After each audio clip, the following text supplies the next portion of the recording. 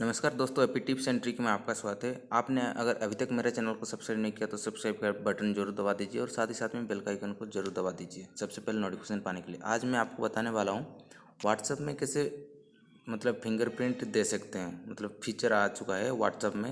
ये देखिए, जैसे ही आप अपना पैटर्न वगैरह जो भी फ़ोन का लॉक होगा उसको छोड़ के व्हाट्सएप पूरा उसको अलग कर दिया। फिंगरप्रिंट जब तक आप नहीं देंगे तब तक ये नहीं खुलेगा। देखिए, तो इस सेटिंग को पाने के लिए आपको सबसे पहले प्ले स्टोर में जाना होगा। प्ले स्टोर में इसको अपडेट करना होगा। अपडेट करने के बाद सबसे पहले सेटिंग में चले जाइए। सेटिंग में जाने के बाद यहाँ पे देखिए अकाउंट, वहाँ पे चले जाइए। उसके बाद देखिए प्राइवेसी में चले जाइए और उसके बाद सबसे नीचे में देखिए फिंगरप्रिंट लॉक। आप इसको जिस टाइप का दे सकते हैं उसको दे सकते हैं। Immediately, after 1 minute, after 30 minute, आपको जिस टाइप का देना है आप यहाँ पे दे सकते हैं। तो उसके बाद से आपका फिंगरप्रिंट जैसे ही व्हाट्सएप खोलेंगे तो मांगेगा। तो इस वीडियो को देखने के लिए धन्यवाद।